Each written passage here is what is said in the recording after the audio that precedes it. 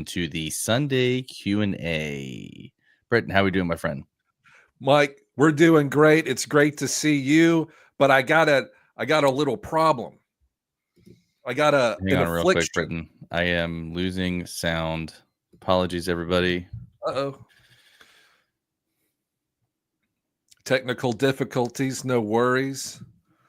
All you have to do, Mike, here's what I found, is if you take your hand and you smack the mic a bunch, not you're a mic, but the other mic, the microphone, don't smack Mike V, otherwise you're about to get whooped. That's right. But if you smack the microphone, not whooped, it will not fight back. I can promise you that. There we go. Now I can hear you now. Good. It switched over to my phone, which I hate when it does that. But welcome in, everybody. Welcome into the Pallazzo Podcast. 2 L's, 2 Z's. Myself, Mike Virginia, joined by Britton Allan. 2 T's, 2 L's. We are here for a Q&A today, so we're going to keep it light, just talking fantasy baseball. You don't even necessarily have to have a question. If you just want to talk fantasy baseball with us in the live chat, feel free to drop it in the comment section below. We are here for you all. So you got questions as we get some more people jumping in here. I got a question. Yeah. I started an NFBC 50 this morning. It just started a few hours ago, and I picked, I picked 9th out of 12, and I went with Francisco Lindor. Love it. I'm really on the San Francisco Lindor train this year, especially when you're, I'm picking 10th, not 9th. I beg your pardon. Corbin Carroll went 9th. It was between him and Lindor, but Carroll went 9th, so I went with Lindor 10th to get one of those elite shortstops with power and speed that I think everybody needs. But here's the question, Mike V. Mm-hmm. So on the second round, the first round ended up, I took Lindor, then it was Vlad Jr., Paul Skeens, Team 12, then took Julio Rodriguez. So Team 12 went Skeens and Julio Rodriguez. Mm-hmm. Team 11 went Guerrero, first round, and then Jackson Churio, the second round. Churio's delicious. Great pick. Love him. All right, but look who is there. Fernando Tatis Jr. Ooh. So I picked him in the second round, but it looks like he's been falling in drafts. You know, earlier this year, or I say earlier this year, a couple of weeks ago, it seemed like he was going anywhere between 8th, 9th, 10th. Well, now he's, dropping in the next full out of the first round, Fernando Tatis Jr.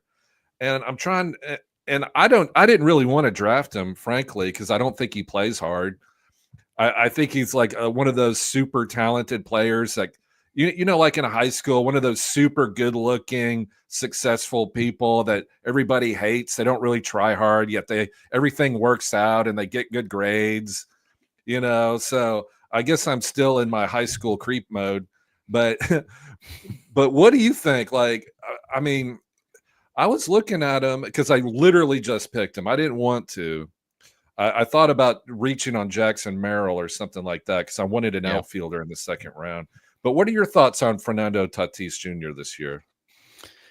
I love the talent, dude. I mean, I think everybody knows how good he is. I mean, he's obviously had some injuries. I think he also, a lot of people, his draft has fallen. His draft stock has fallen a little bit since the PED suspension, and that he hasn't been good, quote unquote, since then, which may have a little water to it. I don't know. But at the same time, too, like, for a guy that can deliver first round talent, you're getting him in the second round. Like, I think we were drafting him in the beginning of draft season this year and last year in the first round. So the fact that you got a combo of Lindor, who I'm also extremely high on this year, I don't think you can ask for a safer player. He's probably one of the most underrated players in fantasy, in my opinion. I totally agree with you. I totally agree with you. And I'm not a Lindor guy at all.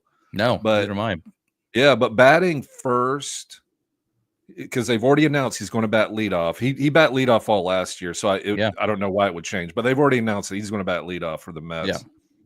And they've added Soto, so you figure that's going to help. But you never know how team chemistry and team dynamics work. I mean, obviously, Soto's going to get on base, and keep the lineup matriculating.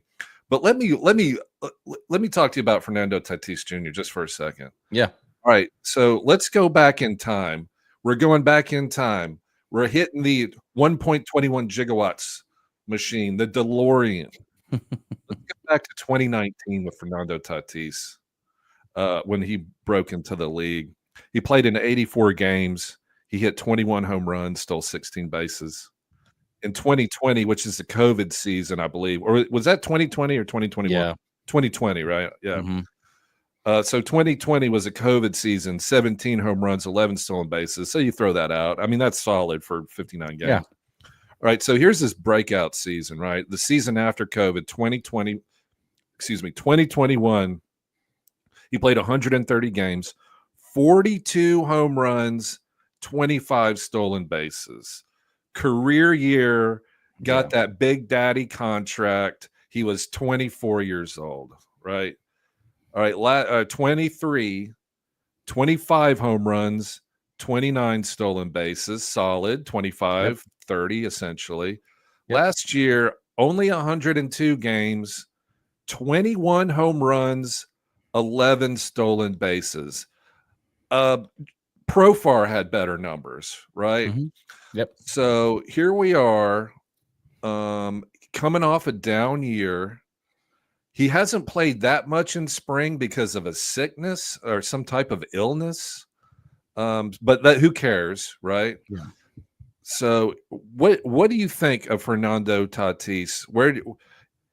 Are we looking at a 25-29 situation, or what do you think? I think he has the capability of doing that for sure. I mean, we've already seen it. Like he's a legit, like, ceiling wise 30-30 upside if he can play close to 150 games, right? So like he kind of reminds me a little bit like Lindor, really, if you think about it. But he's in the outfield. He came up as a shortstop. But now you got him in the outfield now. So I would take him over Julio Rodriguez. I like the floor of Fernando Tatis, and I also love the ceiling as well. So would you take him over Mookie Betts? Mookie Betts in NFBC drafts in leagues, and probably all the other leagues too. He's also got shortstop eligibility and outfield. So that's valuable. Would you take him over Jarren Duran? I would take him over Duran. I don't think I would take him over Betts, though. Did you read that the Dodgers came out and said Betts won't play? I heard that. Yeah, in the games in Japan series. Because he's been dealing with an illness, which, obviously that's not a great thing, but you figure that's just a temporary. It's not like a soft tissue or like an oblique injury or something like that. Yeah. But still not how you want to start out, your first round draft pick who can't play. Yeah. So he's been banged up recently as well over the past couple of years as well. And the Dodgers are going to be careful with a lot of these guys, especially if they get even the inkling of an injury. I think they have hopes and dreams of reaching and getting back to the World Series and winning it. So it's one of those things too, where you look at it and say, hey, like, we're going to Japan. We don't need to push it too much. Like, the games count, but we got a 162 game season. I heard something about him too, like putting on quote unquote weight, and Mookie Betts is a pretty lean guy to begin with anyway. So I'm not really sure what that's about, but right. But yeah, I mean, I would probably still take Betts over Fernando Tatis. I would not take Jarren Duran over him. He's a late first, early round second for me. And the fact that he came all the way back to you was a good thing. But like I said, 30-30 upside, reasonable batting average. I mean, both him and Lindor are both 5x5 studs. So Tatis's big thing has always just been the injuries. So that's probably why the draft stock has fallen. But you could say that about any player, really. And there's a reason why he continues to go in where he's going at, Britton, even though he only played in sub 100 games, just because we all know how good he can be if he's healthy. So let's dive into some questions here. Thank you, everybody, for jumping in here. We'll get to your questions. Fantasy Sports Britton wants to know, he says, hey guys, good to see you. How do you rank these players irrespective of position in head-to-head points league? Churio, Jackson Merrill, Langford, Caminero, Wood, Jason Dominguez, and Lawrence Butler. It's a lot of players, but go first, Britton. I kind of like how it's set up. Like Churro number 1, Merrill 2, Langford 3. I don't think Caminero is 4. He struck out at like a 60% rate. Spring training caveat. I'm not going to say this every time, because then I'm just going to keep repeating myself and boring everyone to death. But Caminero's been striking out way too much. Yeah. So give me, I would rank him Churio, Merrill, Jackson Merrill, Langford, Lawrence Butler, James Wood, and then Jason Dominguez, and then Caminero. That's how I would rank him, irrespective of position. That's how I would rank him. Shout out Fantasy Sports, and also El Diablo. Thank you for being here, Jamie M. Henry. What's up, fellas? But that's just my opinion. But then I'm way high on Butler. I've been smoking that Butler, man. You know, I'm not passing a Butler screen test. I hear you, brother. Somebody else is gonna have to take it. Yeah, fantasy sports. I would go with the your top three, and Britton's top three is mine as well. I'd go Churio, Merrill, Langford. I would put James Wood at 4, Butler 5, Caminero 6, and Dominguez 7. So a little slight difference there. Wood has looked phenomenal this spring, and he's had opposite field power, which you love to see from a guy who hits left-handed. So I mean, you hope that continues into the regular season. But somebody asked me that question today, Britton, too. Like, if you're starting up a dynasty team today, who would you take between James Wood and Junior Caminero?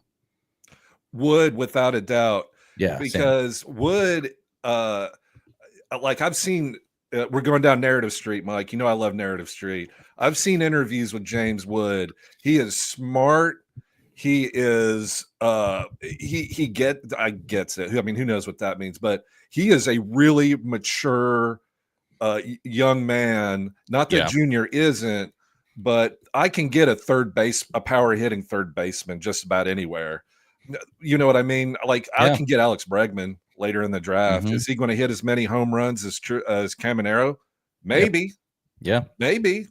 But so yeah, give me James Wood. He's going to hit at the top of the Washington Nationals lineup. I love that. I love Dylan Cruz. I think that hitting in Washington is great for all those young players. I think Kyber Ruiz is going to have a bounce back season 2. And we also, at some point, we do need to talk about catchers because there's been some catcher injuries that I think really affect, like, especially if you're doing an NFBC draft, like how you have to draft, because 2 major guys went down, and that is like, so now your little pool went to a little itty bitty pool. Mm-hmm. But anyway, I digress. Yeah, James Wood is awesome. I'm going to draft him in this NFBC that we're talking about just on principle. Yeah, I've drafted now 4 of my 6 teams, and I don't have any shares of James Wood, and I wish I did. I regret it. I need to do that. Yeah, but I'm more and more as we progress through. And again, I know it's really hard that we say don't look into much with spring training, but it's really hard for me not to see just the at-bats, quality at-bats that he's having, but also the opposite field power and how well he's playing in spring. You got to hope that translates to, I think he's drafting anywhere between 60 and 70 ADP, but I think he can definitely outperform that. He's primed and ready. Yeah. Jamie M wants to know, are you guys willing to draft Mitch Spence from the A's in TGFBI? Worth noting, Britton, and again, we're going to keep saying it all show long. He went 3 2/3 yesterday and gave up 7 earned runs against the Brewers. I think you've been on record as well as myself that we're not really looking to draft any A's pitchers, but I'll let you go first here. Are you in on Mitch Spence? And for those of you who don't know, TGFBI stands for the Great Fantasy Baseball Invitational.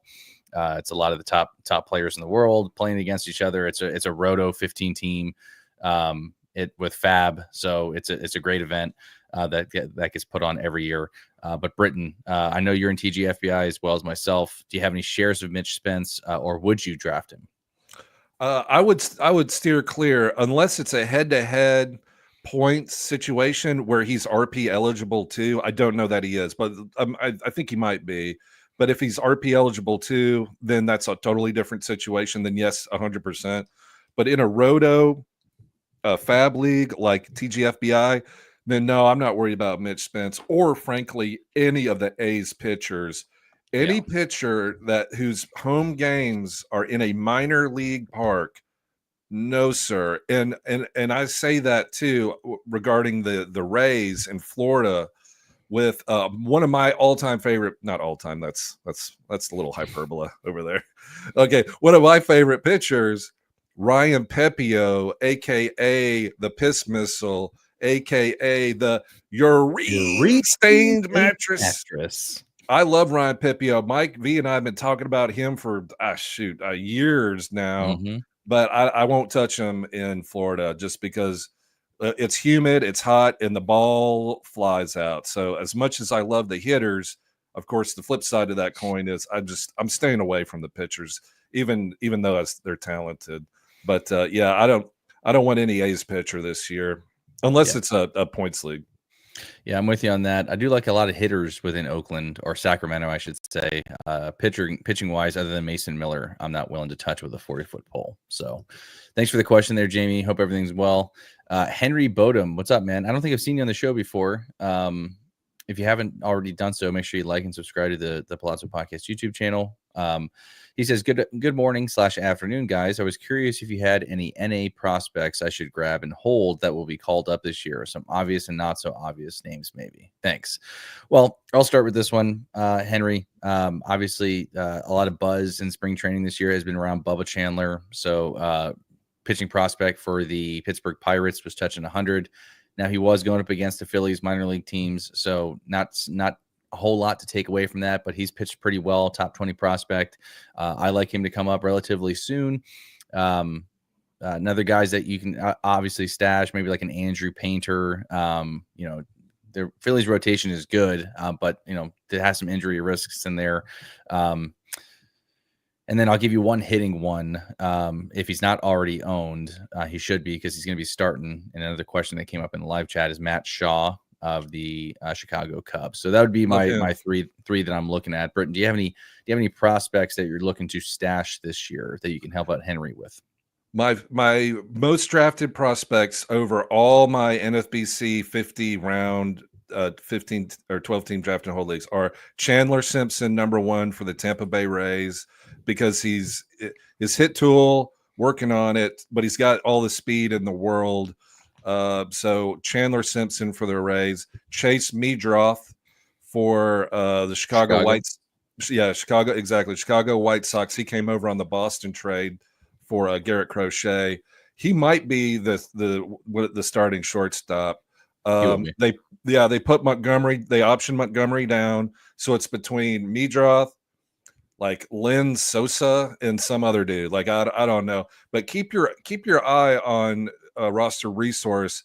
And when you go to the Chicago White Sox page, they have a little transaction tracker, and see the closer we get to opening day, if he's not optioned, he's on the team and he may be starting, and you could get him real late. And I mentioned Chase Meidroth because if you look at his minor league stats, he has hit consistently at every single level. And not only that, he's gotten better. It's weird how good Chase Meidroth hits. Now, and if you look at like how the Chicago White Sox does their spring trade lineup, when he's in the lineup, they bat him lead off. Now, it hasn't been gangbusters, but they bat him lead off. They're giving him a shot. Yep. They're giving him a shot, so keep your eye on him. And the one pitching prospect that I really like a lot is a pitcher named Logan Henderson for the Milwaukee Brewers. He's a 2-pitch guy, kind of in that Ryan Pepio, Tyler Glasnow, kind of pitch mix situation. But his K numbers are awesome. And if you notice, one of my favorite pitchers from last year was Tobias Myers, this bulldog pitcher for the Milwaukee Brewers that had like a sub 3 ERA for 10 starts, just crazy good. None of the metrics backs it up, but who cares? His results matched it. But he had an oblique injury like on the mound and had to leave the game. And the Brewers already have some question marks, like when's Woodruff going to be ready? Not for a while, I would think. And plus Freddie Peralta. Anyway, long story short, Logan Henderson is going to make starts for the Milwaukee Brewers. He's talented. He's kind of under the radar. So I would put your watch list on him. And with Tobias Myers, without a doubt, going on the starting the year on the IL, who's going to be their fifth starter? It's not Aaron Ashby. He's hurt. He's hurt. So look at Logan Henderson. Yeah, I love that. And obviously, too, here, Henry, guys we forgot to mention, obviously, all the Boston prospects, Marcelo Mayer, Roman Anthony, Christian Campbell. Those guys obviously deserve a star on your watch list there. So keep an eye on them. I would think Roman Anthony probably makes a team. I would assume maybe Christian Campbell as well. But something to pay attention to as we get closer and closer to the regular season. So yeah, I guess those are the big name guys. I guess I didn't really do those guys, but hadn't Christian Campbell's numbers just been absolutely horrible? Like they've been bad. Yeah, he had a home run in the like the spring minor league game. I can't remember what they call it. It's like all the younger guys, but he did. All three of them hit a home run, which was cool.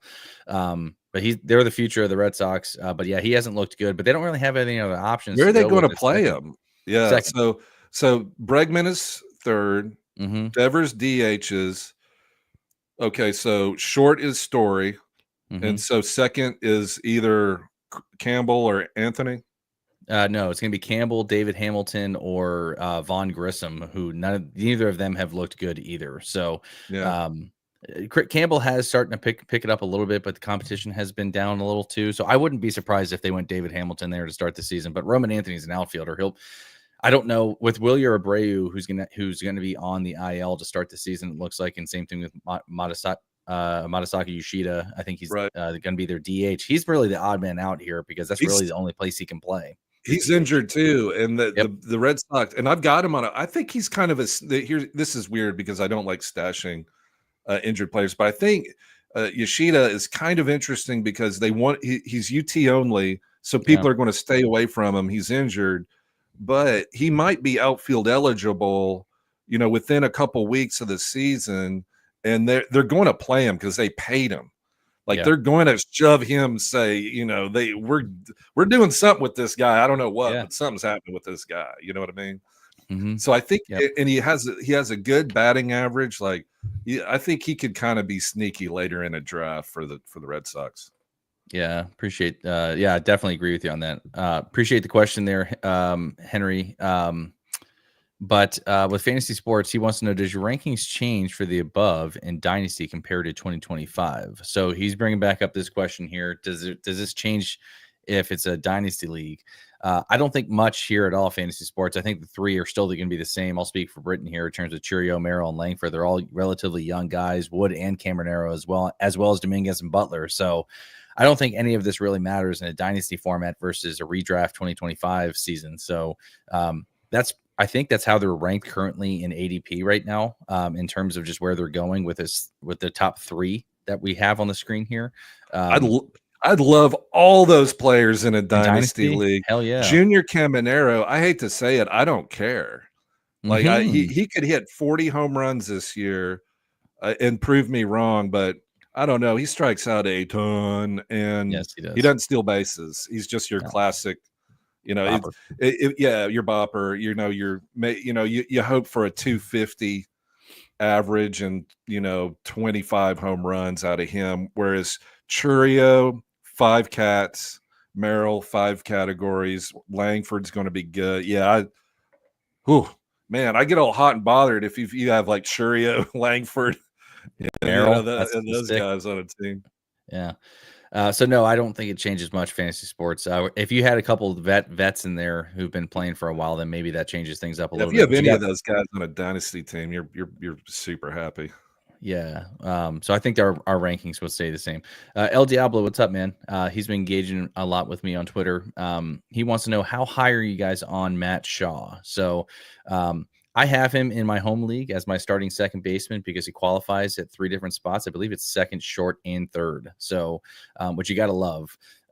20-30 guy in the minors last year, top 20 prospect. I believe he's 19 heading into the season. He's going to be their starting third baseman. He will be making the trip to Japan In fact, in the exhibition game that they had with one of the Japanese teams, he hit an opposite field, I believe, 2 RBI double. So he looks really comfortable in the field yesterday as well. There was a play, there's a pop up between short and third with him and Dansby Swanson. And you can just see the maturity with him with talking and not letting the moment get too big with him. I think they ended up making the out, but it was him and Swanson just going back and forth and having a good conversation on the field. So I think that this is probably, out of all the hitters, this is probably one of the higher guys that's going to be making a fantasy impact for you in the regular season. Not because he's obviously gotten the starting nod, but because he offers a good combination of power and speed with a respectable batting average, but also qualifies at multiple positions. So I'm super high on Matt Shaw. I hope he hits the ground running, no pun intended, with Chicago, and I love that lineup. So, Britton, thoughts on Matt Shaw? I think he is a superstar, not a star, a superstar. I think he is going to be this year's Jackson Merrill. I think when a year from now, when we look back and say, Christian Campbell, Roman Anthony, Chandler, Che, all those high end prospects, I think Matt Shaw is going to stand up on the pedestal, number one, holding the gold medal and saying, I'm the guy. I think that's what I think of Matt Shaw. And I say this too, because I actually I put my money where my mouth is. I have an auto new league where I traded Roman Anthony for Matt Shaw. Love that. One 1-to-1 trade. Okay. And the other, my trade partner thought I was crazy. Because Roman Anthony is like a top 5 prospect. And I said, I want Shaw. And he said, okay. And that's what we did. And I'm happy about it. And Roman Anthony's going to be good too. I get it. But he's a skyrocket up player, whereas Shaw has been climbing the mountain with a pickaxe in one hand and a chisel in the other. And I think he's awesome. And he's got the opportunity to. So I'm all about Matt Shaw. Not only this year, I think he's going to be good this year. I mean, he's going to go through, like every rookie and frankly every player, he's going to go through ups and downs. But I have 0% concern that when he goes through a slump that he's going to get out of it. 100%. I love Matt Shaw for the Cubs. I agree with that 100%. I do have some concerns with that high leg kick that he has. Just if you see any rookies that came up like last year with like Jackson Holliday and some of these other guys that have these weird, funky high leg kicks when they hit, pitchers pick up on that. So, and Jackson Holliday made that very clear in his offseason approach that he was trying to get away from the high leg kick and be a little bit closer to the ground. Because he wasn't catching up to fastballs, and he was also off balance with breaking pitches. So, but so far so good for Matt Shaw. Front leg is usually just a timing mechanism for a lot of guys. So, but yeah, so you heard it here first, El Diablo. We're both high on Matt Shaw this year. Harry Brooks wants to know, who is this year's rookie you are most excited about drafting and how early? Matt Shaw, Roman Anthony, Christian Campbell, Cam Smith. Well, not to beat a dead horse here, Harry, we talked about Matt Shaw. We just got finished talking about him. I'm very high on, obviously, Matt Shaw, but another guy that I'm high on, and you can see in my little bubble, which is now hidden because we have your question pulled up, Jac Leiter of the Texas Rangers is likely going to get the starting nod, or not the starting nod, but he will be in the rotation for Texas because of John Gray with a fractured wrist, I believe. And then they also Cody Bradford, who's been shut down. So I think that both him and Kumar Rocker will likely start in the rotation this year and have a good quote unquote audition. Leiter has looked pretty good this spring. Disregard the 5 walk game that he had recently. He actually openly admitted he was working on stuff and trying to work on some things. So I'm not concerned there. But ERA has been good. The strikeout has been good. He's up 2 in some change on mile per hour on his fastball. So I think he's pumping 98 now.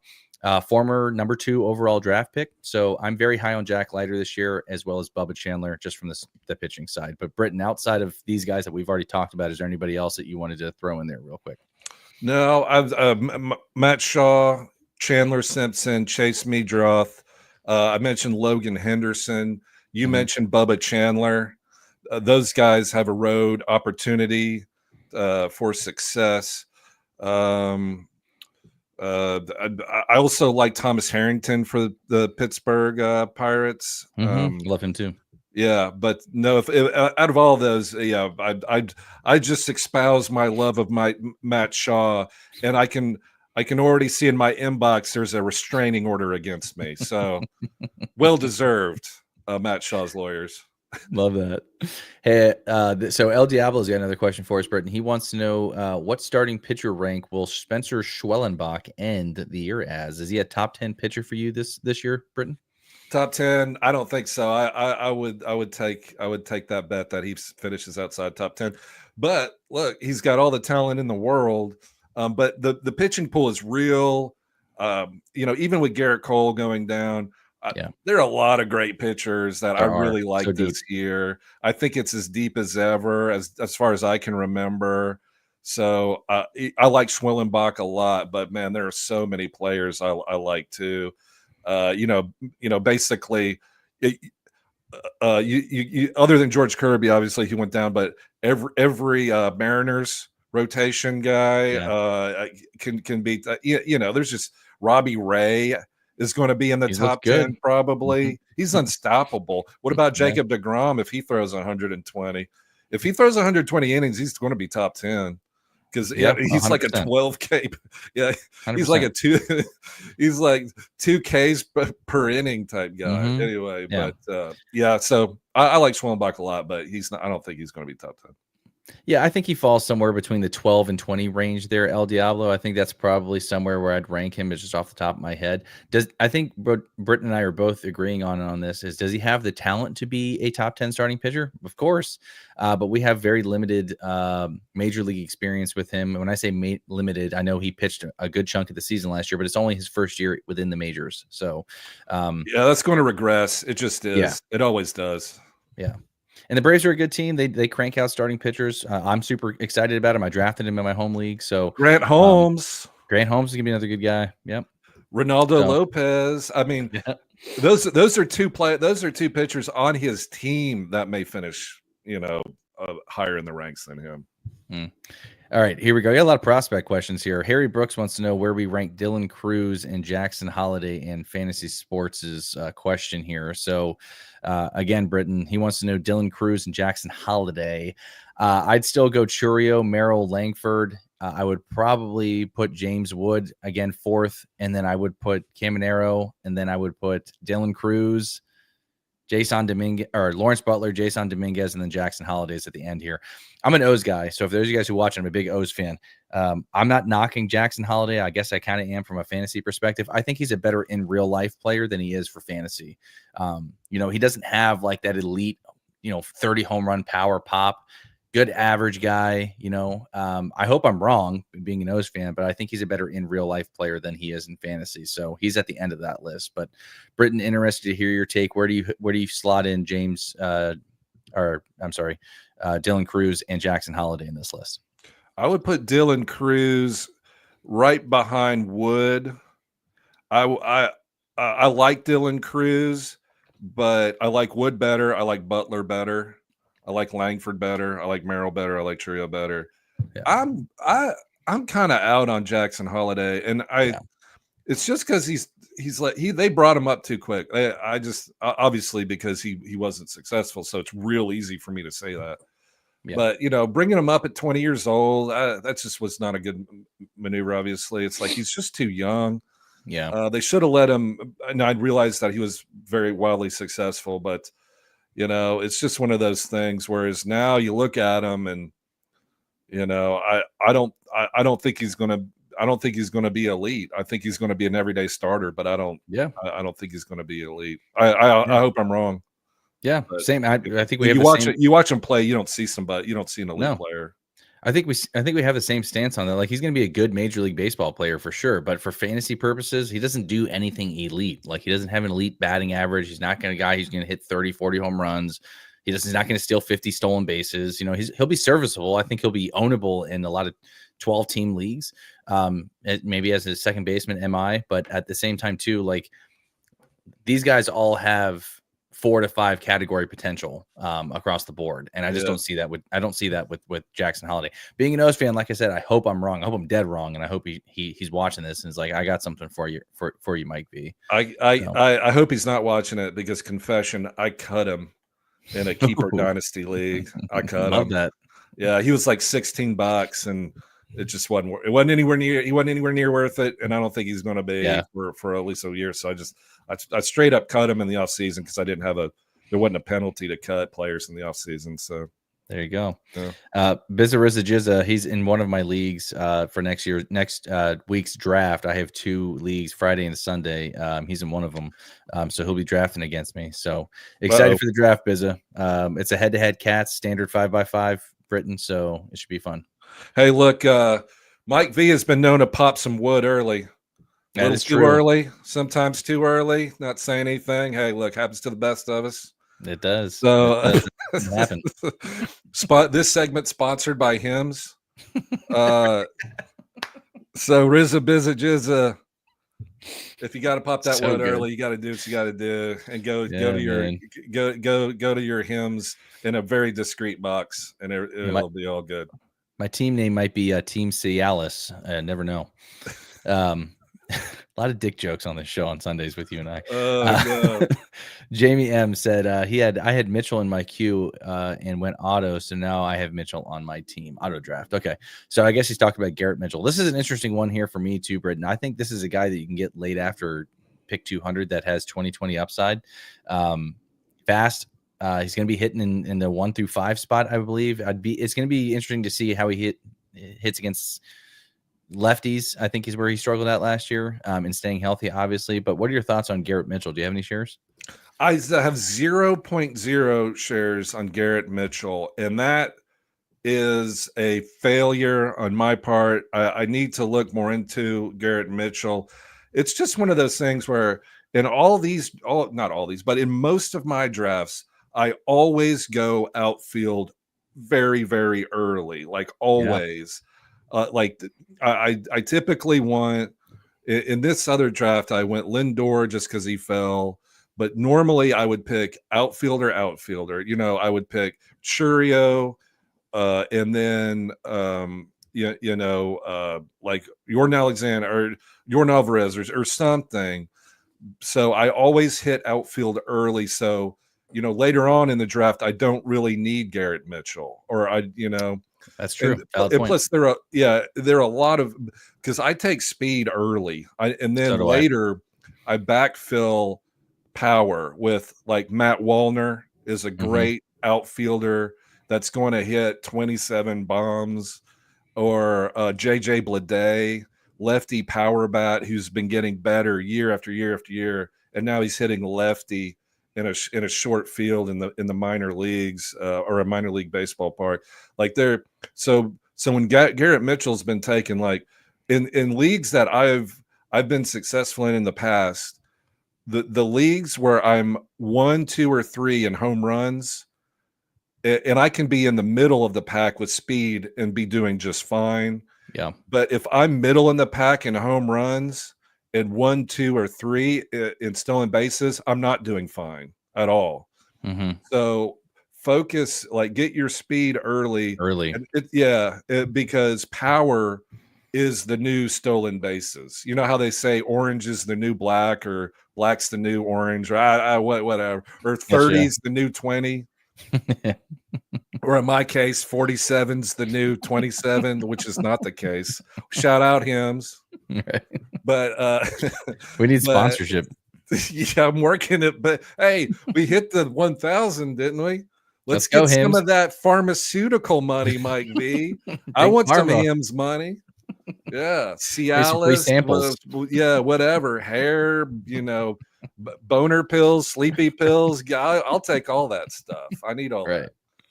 But so load up on power. Like when Garrett Mitchell is in the mix, I'm looking at some power. Yeah. Agreed there. So Britton, we got a lot of questions popping in here, so let's get through these. Oh, Jamie, congrats, man. He said, I'm not too bad here myself. Finally got a job after looking for 2 months. Congratulations, bro. That's great. Congratulations, Jamie. It's hard out Yeah. there, man. So I hear you. Good, awesome. Rooting for you.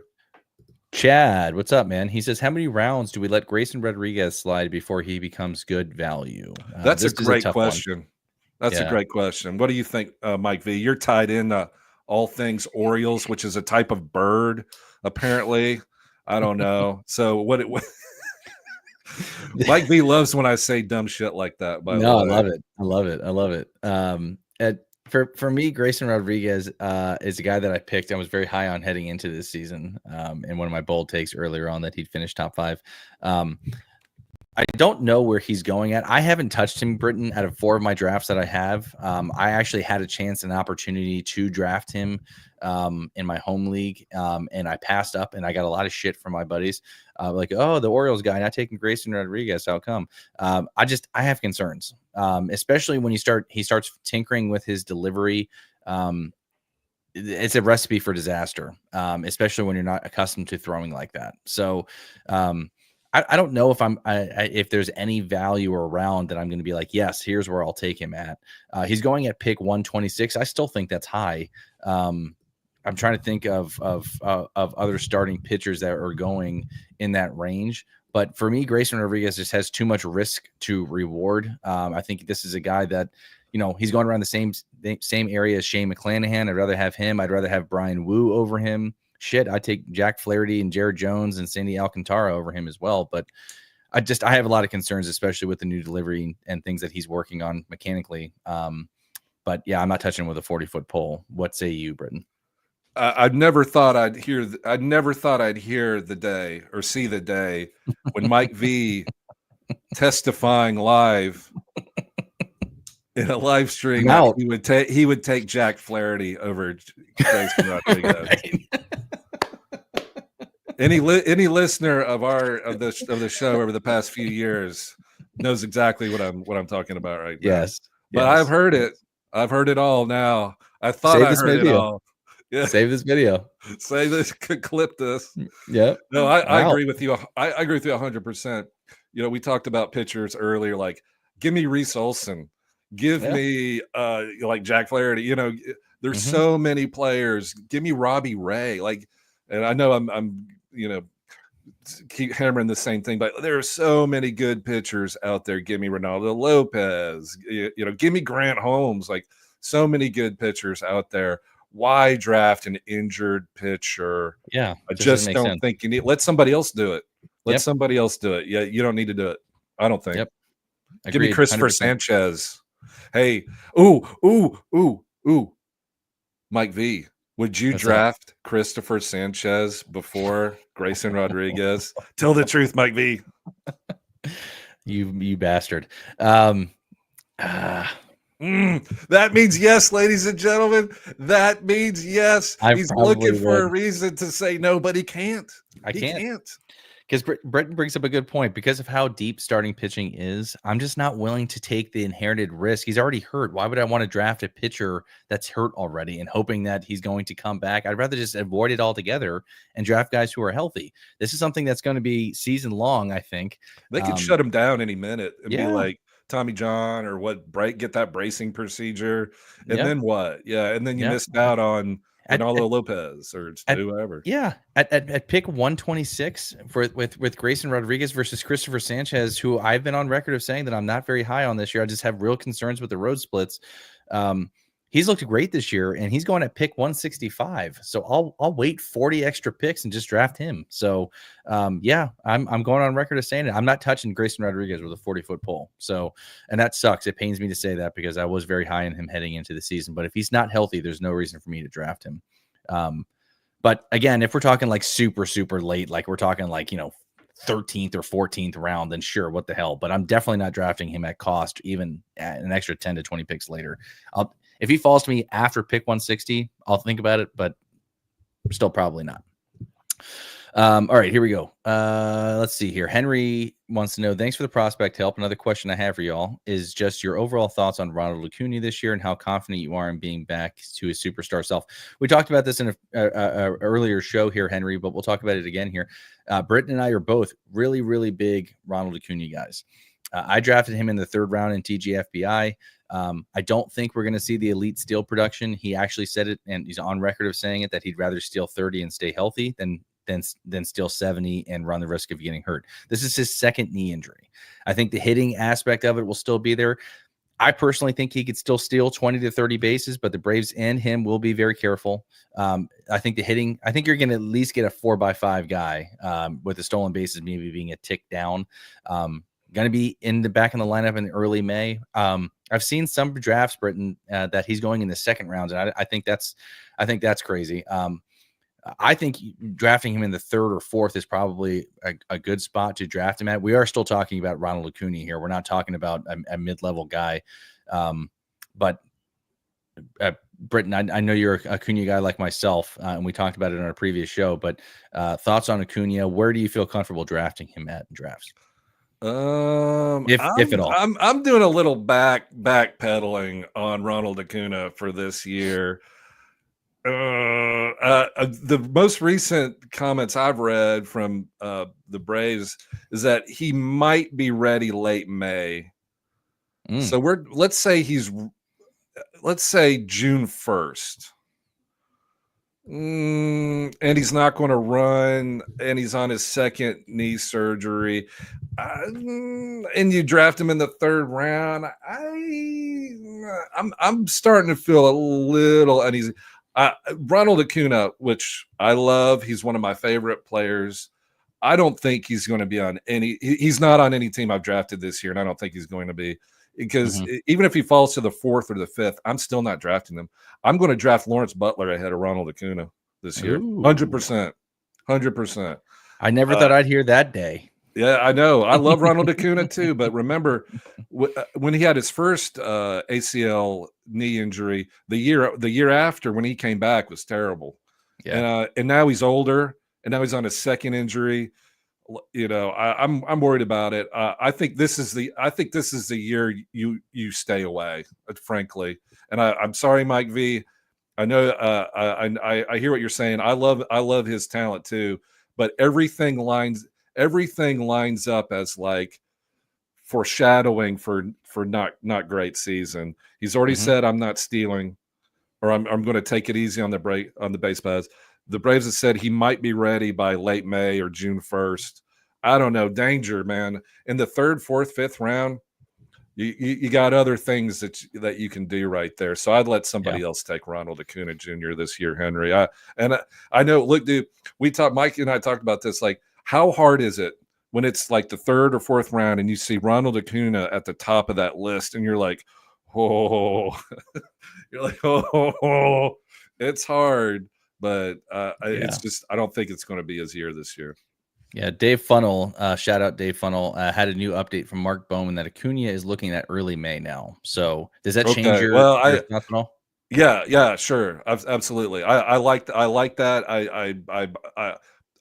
I want Acuna to be Ronald Acuna Jr. I think he is a superstar. I want him to be healthy. I personally, and I think I'm way more cautious about injuries than Mike V is.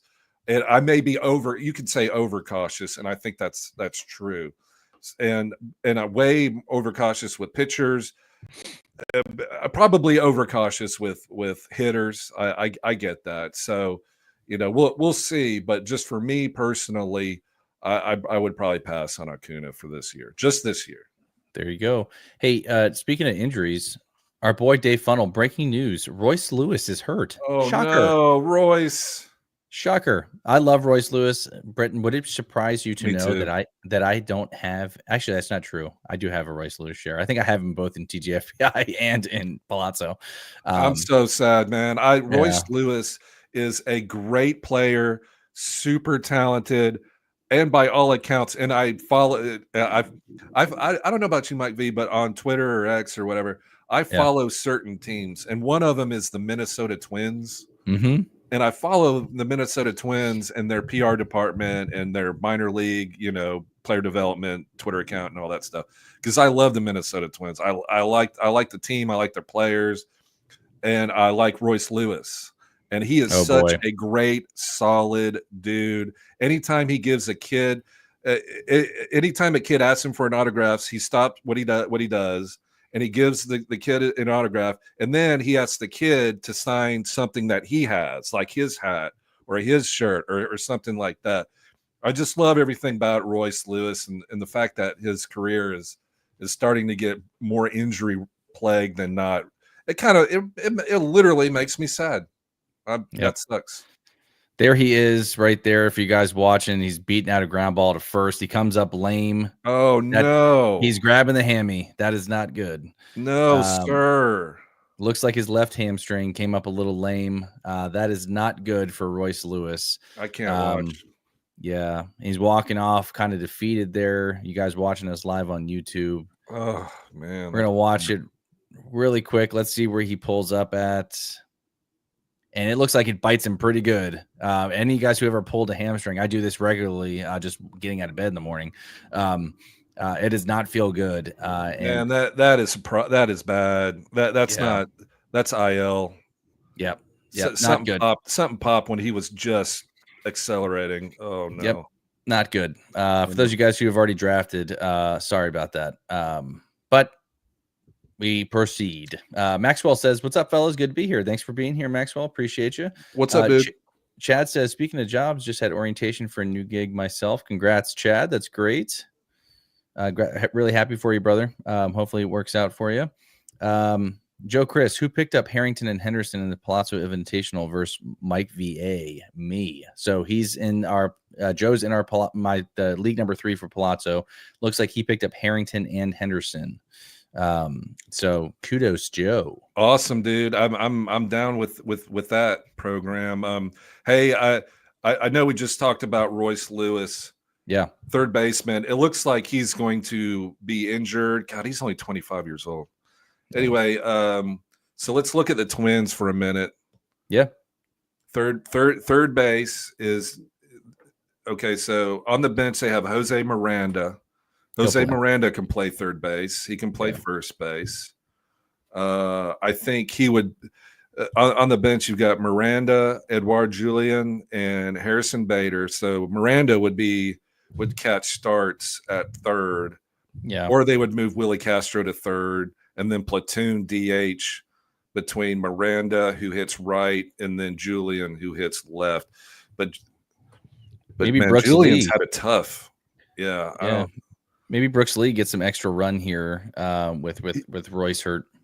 He's listed. They have him listed as the full-time starting second baseman for Brooks Lee, who I like a lot. But this also looks like it solidifies Ty France at first.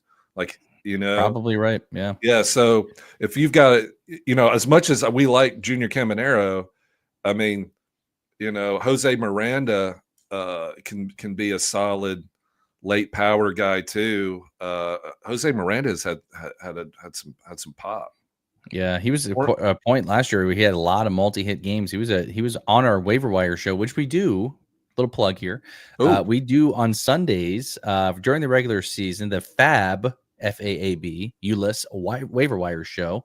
Myself and trademark, because we totally made that up. Exactly right. But I think we talked about Jose Miranda a little bit on the show last year because there were some times where he was one of the hottest hitters in baseball, just couldn't stop hitting. So I think Jose Miranda is probably the likely beneficiary here with Royce being hurt. And Maxwell, to your question, seems to be sliding a lot. I don't know if you were here when we just showed the video of Royce pulling up lame, running out to first base, but definitely a hamstring injury. I would avoid him if you haven't drafted yet. I would avoid him. Hamstrings injuries are extremely difficult to come back from. See, Trey Turner last year was out for quite some time, and this one looked bad with Royce. So I would say probably a month to 2 month injury, if not longer, depending on how severe it is. So, yeah, what a bummer. He also says, really loving the coverage so far, guys. Thanks for the dialogue. Absolutely, brother. That's what we're here for. Thanks for being here. Fantasy Sports says, which player do you think will be a top 20 player 2026 onwards in head-to-head points? Well, anybody who's in the top 20 now. Does he mean like player like you wouldn't think would be top 20, like kind of out of the blue? Yeah. In head-to-head points. Let's see. Let me think about that one. Go ahead and ask the next question. Let me think about that one for a second. Yeah. So Dave's just saying he pulled up Lame going to first base minutes ago. Let's see. What do we think about Cam Smith of the Houston Astros? Britton, you have any shares of him? Oh man, I do not, but he's been flying up draft boards like a skyrocket. People are saying he's going to break camp. And he's having a great camp. You know, he came over in that trade, but people are like, no, he's too young. But I don't know. I think he's got star potential. Now, I don't think he's in the same realm as like Jason Dominguez or James Wood or Caminero or a player like that. But he's definitely interesting. Obviously, if you're in a keeper dynasty league, you know who he is. I don't think he'll have that much impact this year, but that's just my opinion. Agreed. He's looked good in spring. I think he has a chance to break camp with them, but he's more of a wait and see kind of guy for me, especially in redraft leagues. Maybe in your deeper formats, I could see him adding him maybe in a 14 plus teamer, but wait and see mode here for me. So looks like the live chat is going crazy over the Royce Lewis injury here. Yeah. Joe says Baldelli needs to stop platooning Julian and let him earn the job. The problem with it is, Joe, they've given him multiple opportunities, and he can't seem to hang on to the job. He'll go through some hot streaks, but then when he's bad, he's real bad. So I don't know if there's something where he's a guy that's necessarily going to run with the job here. Like we said, I think Miranda, just because of the safer batting average floor there that you get, and he makes solid contact as well. I think Miranda's probably got a good chance at this, and they'll probably platoon with Brooks Lee, Julian at second base, and maybe even Willie Castro get some starts over there as well. So, Dave Fuddle wants to know, how much added value are you giving to Tampa's new home? Outdoors, Yankee Stadium dimensions, heat, and humidity. I think it will be Coors-ish for offense. What do you guys think?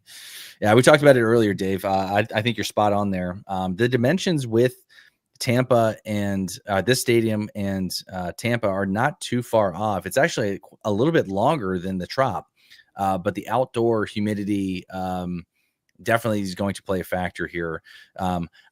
This is a good question here, Britton, because I'm interested to hear your thoughts. I know we talked a lot about the hitters, and especially the left-handed power bats for the Rays, like Brandon Lau, Josh Lowe, Yandy Diaz. I think the hitters, from a perspective, I think there's some gold in that lineup. I think it's being slept on personally. But from a pitching perspective, Shane McClanahan has looked really well, but and I know you like Ryan Pepio, but you said you were off him. How do you feel about Shane McClanahan if he can return to form? Is that a guy that you're targeting in drafts? Yeah, I'm a huge Shane McClanahan fan. I know that's not like breaking news or anything. I love Shane McClanahan. I love Ryan Pepio, but I'm with Dave Funnel on this one 100%. Like, it just bumps down a little bit because of pitching in a minor league park with a short porch that's like 318 feet from home plate to right field, 318 or 316. You know, that's ridiculous. You know, I don't want it. And it's different because New York is cold. All right, balls fly in hot, humid weather, and they're going to, major league hitters are going to be cranking it in that minor league ballpark in Florida. I believe it. I could be wrong, but that's what I believe. So I'm just going to stick to my guns. But yeah, no, I think my sleeper player of the year is Brandon Lau. He's slated to bat second. One of my guys. Hello? One of my guys. Yeah, I was just saying. Okay. I'm sorry. Yeah. And yeah, look, this is nothing new. You know, a lot of people think this, but that he's for me, every single draft, I target him, second baseman, lefty power bat, cranking home runs, 316 down the right field line. He's got all the power in the world. They have him starting second, and I know the Rays will platoon. I don't care. I don't care. He's going to be that valuable to me. And just to back it up to that other question, head-to-head points, like player that can finish top 20, that's being drafted out top 20. Y'all take a look at Kerry Carpenter for the Detroit Lions. Check this out. Tigers. Parker Meadows is injured. He's not going to be starting an opening day. Kerry Carpenter has a very legitimate shot of being the full-time right fielder for Detroit, lefty power bat, plate appearances. Like, that's the key to life. Okay, that's not the key to life. Obviously. It is. Is it? Not happiness or kindness. Screw that. It's plate appearances. Plate appearances, right? So Kerry Carpenter has a very real chance of full-time plate appearances as the starting right fielder every day, lefty power. He, even on part-time, he hits 20 bombs. But now, what about full-time? And he's going to bat cleanup with Riley Green, and they just added Gleyber Torres. So I think Gleyber's going to have a bounce-back season too. So I think Kerry Carpenter for the Detroit Lions has Detroit Lions. Tigers. We know what you meant. Right. The other team in Detroit, the Detroit Tigers, has a legitimate shot of being a top 20 head-to-head player. Points. Yeah. Love that call. I'm going to go Pete Crow Armstrong of the Chicago Cubs. And I read something earlier with him because I'm super high on him the more and more that I look at him. I drafted in my home league. The speed is legit. He's a lightning bolt and can also give you some pop. I think he has a legit chance of maybe possibly hitting 15 to 20 home runs with 40 plus stolen bases. And they gave him that full shot last year. I think he had 7 home runs and 11 stolen bases towards the end of the season. So he's been lighting it up in spring training. He has like these flashes where he just looks like Ellie De La Cruz on the base pass. It's just, it's coming and there's nothing you can do about it. That's Pete Crow Armstrong. I love his swag too. I think there's a legit chance at here that we're going to be talking about him, possibly. That's a big jump from where he's being drafted at, but he does have that kind of talent. So, all right. Dave says, thanks for repeating your thoughts. Missed the earlier part. Glad you guys agree. Miami countered this heat with bigger dimensions and a retractable roof. There's no real counter in Tampa. Spot on, Dave. And for those of you guys, I'm going to plug Dave here. If you guys aren't following, I'll put his Twitter handle in the live chat I just did. Make sure that you guys are following Dave Funnel on Twitter/X. He's the king of the injury guru, I will say. So in terms of posting things when guys get hurt and just updates from players, he's a must follow for the fantasy baseball season. So make sure you guys give him a shout. Yeah, let me reinforce that too. I follow Dave Funnel, and I love seeing his updates. And it's so great to have all that information right there, Dave. Awesome. Thank you for phenomenal your work. I love it. Yep. Yeah, agreed. Backbreaker. I don't think I've seen you in here before, man. So if you haven't done so already, make sure you like and subscribe to the Pallazzo Podcast YouTube channel. We do shows Mondays, Fridays, and Sundays during the regular season. We'll be here for you all year long. Make sure you follow the whole crew. Is Backbreaker a reference to the Nintendo game Pro Wrestling? Backbreaker. Do you remember? Didn't that one guy do a backbreaker? Like you had the fish guy, the Amazon that would come like scratch your face off or some ass. Right. And then you had some, but I'm pretty sure another guy did a backbreaker. I could be wrong. Yeah. That was 40 years ago. Yeah. He wants our thoughts on Curtis Mead. Speaking of Tampa Rays, considering using a late round pick on him in a 20-team mixed league. What are your thoughts there, Britton? I like Curtis Mead. He's been having a great spring training. Let me just bop on over to the Tampa Bay Rays. All right, so he's currently listed as a platoon bat with Jonathan Miranda, who I really like. Are you on the Jonathan Miranda? I have warmed up to him for sure. Like I said, I think the Rays lineup, I said this in a previous question, I think it's being slept on. I've heard people say that it's a bad lineup. I don't think it's a bad lineup at all. I think if all these guys stay healthy, it could be potentially, and Caminero comes out of the gate hitting. I think it's a sneaky good lineup. Not to mention they still have Ha-Seong Kim, who's going to be playing shortstop at some point in the season. So Aranda and Curtis Mead, both guys I'm taking a look at strongly as well. All right. His projections aren't going to blow your socks off. Curtis Mead, the Bad X, 6 home runs, 57 games, a 260 average. So, it is what it is. But let me ask you this, a little Curtis Mead trivia question. Are you ready, Mike V? Oh, I'm ready for it. Where is he from? Oh, Jesus. I'm going to take a wild guess and say Tennessee. Australia. Okay, there you go. And Way you off. know what they say in Australia? Go Vols, go.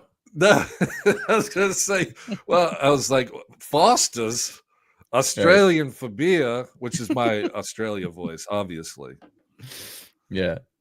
Strip on the Bobby. You do a phenomenal Australian accent, let me tell you. Yeah, I'm going to get beat up by somebody from Australia real soon. Deservedly. Yeah, thanks for the question there, Backbreaker. And he does, hey, listen to this, Britton. It is. Yeah. That is a reference to the wrestling game. Apparently. Is it really? That's right, man. Hey, shout out. Let's see, Backbreaker. Let's hold on.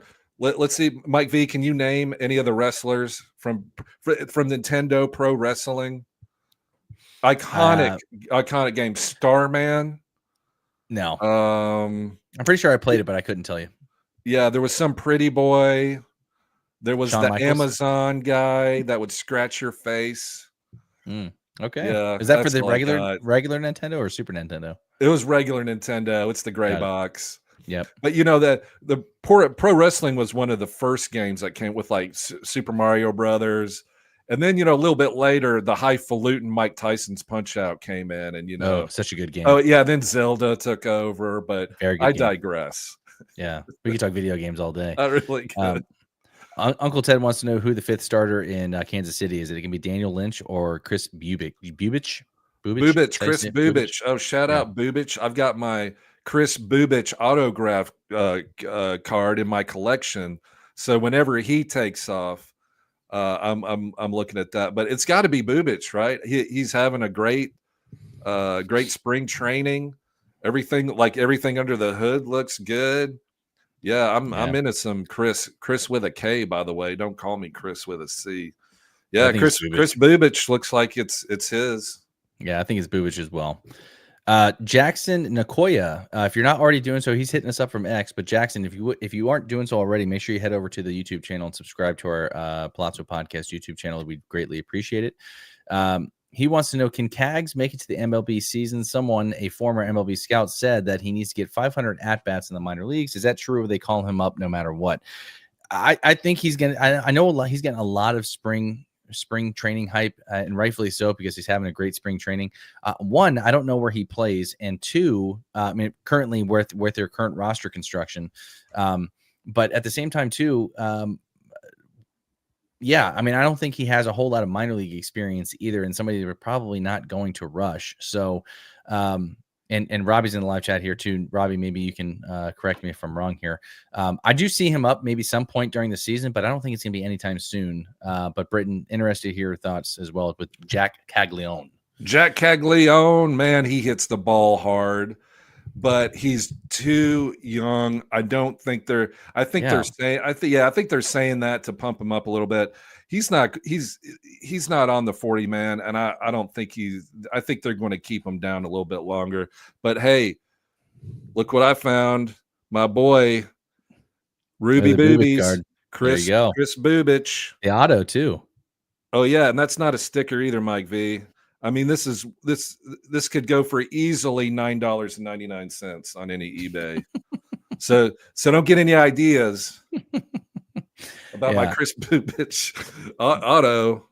Bowman's Chrome. Going back to Jac Caglianone, he's only 22 and he only has 29 games, 116 at bats at A+ in the minors. So not happening. Not happening. Yeah, they're gonna probably let him get some more seasoning. And again, it's a huge jump up from a single A all the way up to the majors. So they drafted him in 2024, Britton, with the number 6 pick overall out of Florida. So, yeah, Gators. He's hitting .529 with 3 home runs and 7 RBIs in spring so far. But again, just great talent. I just don't think they're going to rush him up. There's no reason to as well. Jackson says, thank you and subscribe. Hopefully see you at Camden Yards, April 28th, versus the Yanks. You just might, Jackson. You just might. Oh, that would be super awesome. Hey, Yeah. shout out from the past. I just found this guy. Y'all remember Shed Long? I do.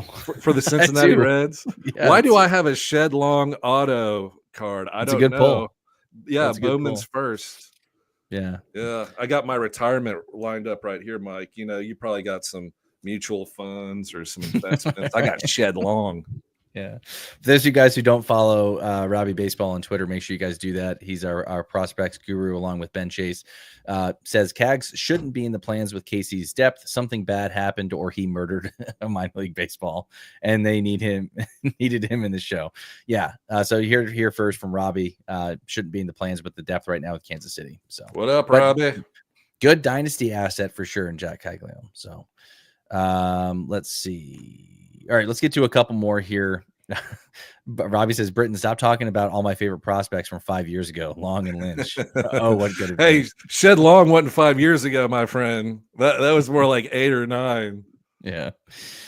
Henry says, any plans or any chance that Walker Jenkins, I love Walker Jenkins, reaches the big leagues this year? Another Twins prospect, Emmanuel Rodriguez, another outfield prospect I'm interested in too. Any thoughts on these two? Yeah, I love Walker Jenkins. I've been on record of saying that. I don't know, to be 100% honest with you here, Henry. I wish I could give you a better answer. I'm not a Twins mind reader in the front office, but Walker Jenkins is a top 5 prospect in all of baseball. Emmanuel Rodriguez has also gotten a lot of hype as well. So I don't know, man. Walker Jenkins is a guy that has all the potential in the world. I don't know where he fits right now in the Twins outfield. Maybe if Buxton goes down again, maybe he comes up. Matt Wallner could get hurt. I have no idea. Britton, any thoughts on Jenkins and Emmanuel Rodriguez? We really should have Robbie or Ben on this show because we've talked about prospects literally all day long. Walker Jenkins is a dude. Yeah. Like, have you seen him? Yes. Like, that dude is a dude. He's gonna dude his way up all the way to the major leagues, but not this year. He's too young. Emmanuel Rodriguez is one of those super talented guys that's kind of always injured. Yeah. But Emmanuel Rodriguez has been on the top of prospect charts for years now. Yeah. But I think this will be the year you will see Emmanuel Rodriguez. I don't think there's any chance you see Walker Jenkins this year, but anywhere like keeper, dynasty, auto new league, Walker Jenkins is. You look at him. He kind of reminds me of Jason Dominguez, like just. You know, you just watch him hit and you're like, uh-oh. Yeah. Yeah, I like Walker Jenkins a lot, but Emmanuel Rodriguez will get a look this year, definitely. Yeah, and he's only 20 years old, Walker Jenkins as well. So he is ranked currently on MLB.com's prospect list as the number 3 prospect, only behind Roki Sasaki and Roman Anthony. So, and they have him at a ETA of 2026, only age 20. But Roman Anthony is in that Wells. There's a lot of 20-year-olds who are just amazing. Britton, can you imagine at 20 someone saying, "Hey, you're like one of the next big things in all of baseball"? Like, what would you do if somebody came up to 20-year-old Britton Allan and told you that? Well, I'd have to take my finger out of my nose first, because that's probably what I was doing. I wasn't doing anything good at 20 years old. That's for sure. Well, apparently, our take on Jac Caglianone is a sensitive one because a lot of people think that he should be up and probably will be with the Rays. Chad disagrees as well as Uncle Ted. So, but I would like to know where he plays that. I mean, a lot of people, Chad's saying DH, Ted is saying right field. I want to bring up the Royals depth chart right now in terms of where he plays. Looking at it here, so they got Kyle Isbell, Joey Weimer, and Duran Blanco in center. Left field's going to be Melendez. Same guys that I mentioned, maybe Jonathan India, Michael Massey. This is according to MLB.com. Hunter Renfroe in right field. Yeah, I mean, here's the thing. I don't think anyone's denying the talent that he can play in the majors. I just don't think they're going to be willing to rush him this quick. He only has 29 games in the minors, 29. So, and that's a huge jump. So, Yeah, I don't see it happening in the Yeah, early going. 29 games. I Yeah, don't I just know. don't see it happening. Yeah.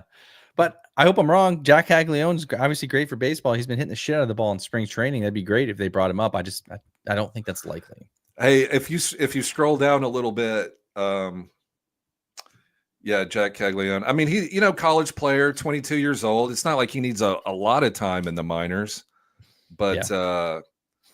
yeah, he needs some for At least double sure. A, man. At least some double A He's got experience. to That's hit probably double where A he'll start. first. Yeah, he'll be up Yeah. this year. No, I mean, no one's saying that, Yeah.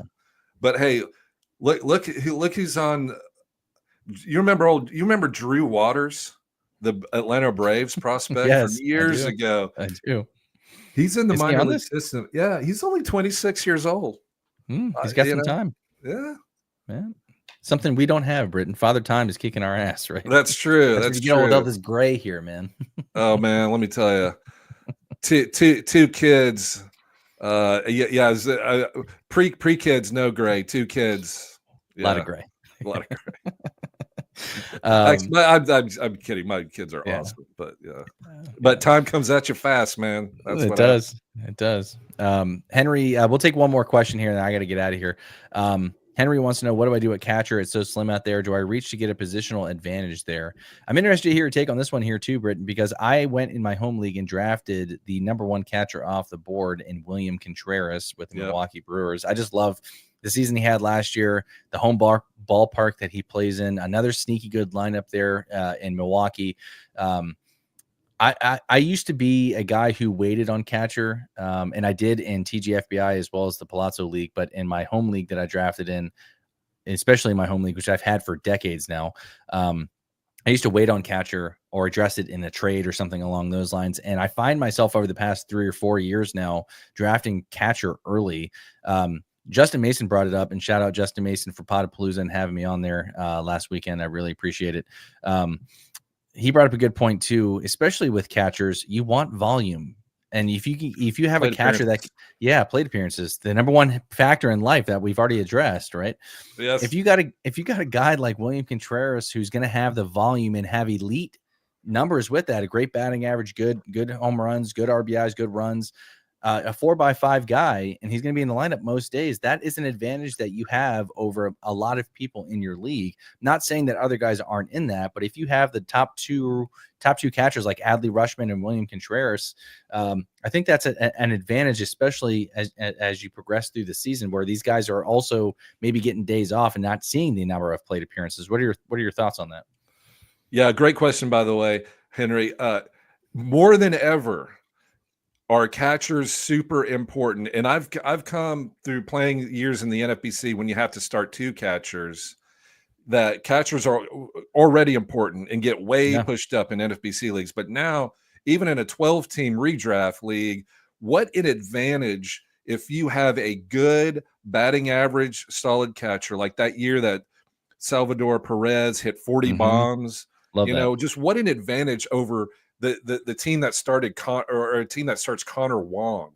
Like who like that's right. not like you have to be doing so much better in other spots, but in 12-team everybody's replaceable, but not catcher. Right. Name another position that is as irreplaceable as catcher, like on the waiver wire. Like who if your stud catcher gets hurt, who are you going to get? Mitch Garver? Yeah, Good have luck. fun with that one. Yeah. Like more than ever, out of all the BS that we've said during this live stream, and when I say BS, I mean me. But no, yeah, getting an elite catcher is more important than ever because Tyler Stevenson's hurt. He has an oblique injury. They thought it was a back, and now it's an oblique, and you're like, that's even worse. Yep. So he's starting the year on IL. He was a top 12 catcher. Francisco Alvarez for the Mets is hurt. He broke his hamate bone. He's out 6 to 8 weeks. Even when he comes back, he's going to have rehab starts. His power is going to be sapped. He's got 99 other problems in any given game, other than worrying about hitting. Like, so those are two really popular draft picks for catcher. Like, Tyler Stevenson is 28, so it's not like he's young anymore. But Francisco Alvarez, like he'll be fine eventually, but you need production now, like opening day. So I think reaching for one of those top 5 catchers, and even Yanni or Diaz for the Astros, like Love him too. he's like hurt or sick too. Like I don't know. So I don't think in any format, especially NFBC, but that's a whole nother animal because you have 2 catchers. But in any format, I think it's a great idea to reach on a catcher. Now, I'm not saying first, second round in a 12 team, but I would start thinking about Wilson Contreras for the St. Louis pretty early. Maybe 5th, 6th. I'd take a look and see what happens. But getting a solid, track record catcher really is no fun, and it sucks because when you're sitting there drafting and you see all these great players like in the 4th, 5th round, you're like, oh, there's Austin Riley. Oh, there's Corey Seager. There's Teoscar Hernandez. And you're like, there's Brent Rooker. And you're like, oh, there's Wilson Contreras. But look, but you have, and nobody wants to do it, but you're going to have such an advantage over the team, or Kyle Riley or somebody like that. But you're going to have such an advantage, or Shea Langoliers. I can do this all day, but you're going to have such an advantage over somebody that waits for catcher, who's probably going to get, and injuries are going to happen too. And you wait all draft and it's like, oh, my first catcher is, Connor Wong, or Austin Wells, I guess. Anyway, long story short, I know I'm rambling, but I think it's more important than ever to grab a top catcher. Like be one of the first. Be one of the first. I was the first to take William Contreras, and I'm loving every second of it. And again, he's going. He's in the age 27 season here, Britton. So, of course, as soon as I say we're about to get off the air here, we have 100 more questions pour in. Let's do rapid fire here really quick because I do want to get some of these. Jackson Okoye wants to know about Basallo. Will he be up before September? Highly doubt it. Again, he's been great. There's been comparisons that he's the next Rafi Devers, not third base, obviously. But the biggest question here, Jackson, is where he plays. He's a catcher. That's Adley Rutschman's spot, and there are some times where he's going to be DHing. So maybe he DHs, maybe he plays a little outfield. I don't know, but they're going to have to figure that out. And unless a trade happens, I just don't see a slot where Basallo is up before September. So I would love to have him because I have him in a couple dynasty shares of him. I think he's the number 1 dynasty catcher prospect out of anybody. So, but yeah, that's just my thinking there. Like you said, the roster stacked. There's just no place for him to play right now. Hey, quick plug. Robbie was kind enough to invite me on his show. And we talked about catchers and dynasty catchers for an hour and a half. That's crazy. Why would you guys ever do that to yourselves? So if you want to hear more catcher talk, you don't. But in case you're some kind of sicko like me, then head over to the YouTube page and find Robbie's dynasty catcher show, because that thing was nuts. All right, real quick, Britton, let's rapid fire this. Trey Turner for 33 or O'Neal Cruz for 25 in a 12-team OPS league? I'd probably go Trey Turner. I like O'Neal Cruz, but I'm a little bit worried about him. I think this is the year for Trey Turner to have a bounce back. What do you think? Yeah, agreed. I like Trey Turner. The cost is not too far off. I mean, you're only spending an extra $8. I do like O'Neal Cruz though. I don't like the team contacts. Give me Trey Turner, especially if he's batting leadoff there in Philly, which he has been rumored to be sliding into that one spot with Schwarber going back down. So to the 3 or 4 hole, I believe is where they have him. I think 4th is where they had him. But yeah, Trey Turner there. Dave Funnel real quick says, if they can confirm that he will be the primary catcher and get most of the reps, I'd wait for Ivan Herrera if I missed out on any of the top names. Yeah, I like that call too, Dave. And Pajes is another guy that will get some run there as well. But yeah, I like Ivan Herrera a lot too. Yeah. All right. Yeah, he's a hot late. Yeah, he's a hot late name, Ivan Herrera. And Robbie brings this up. If you are truly desperate Jacob Stallings for the Colorado Rockies is going to be their primary catcher. He's going to get full time, as much as a catcher can. And he had a pretty good season last year. I'm just saying, desperate times, desperate measures. That's old Billy Shakespeare wrote that back in the day. Stratford upon Avon. He was talking about Jacob Stallings. I read it was in the play I read. It's all about Jacob Stallings. There you go. Oh, geez. All right. Well, we are coming up on an hour and a half here show. Thank you all for the great questions. Everybody was in the live chat. Really appreciate it. Make sure you guys check us out, especially during the regular season. I believe Robbie and Ben are still going to have their show on Monday for the Prospects Power Hour. Make sure you check out our boys there. Friday, the big show with myself, Britton, and Govier. And then again, next Sunday, hopefully maybe we'll do another Q&A if I have some time. But appreciate you guys jumping on. Britton, we did not do a Friday show this week. Michael Govier is out at Tout Wars Draft in New York City. So that's right. Shout out Govier. Hope you're doing well. Yeah, hope you're killing it there. But you know that we got to end today's show with the one and only, and I'll let you send us off. Lucky Jack Aubrey, captain of His Majesty's ship. Surprise. Thank you, guys. Have a good day. Thanks, everybody. All right, lads. Now, I know there's not a faint heart among you. And I know you're as anxious as I am to get into close action. But we must bring him right up beside us before we spring this trap. That will test our nerve. And discipline will count just as much as courage. The Acheron is a tough nut to crack.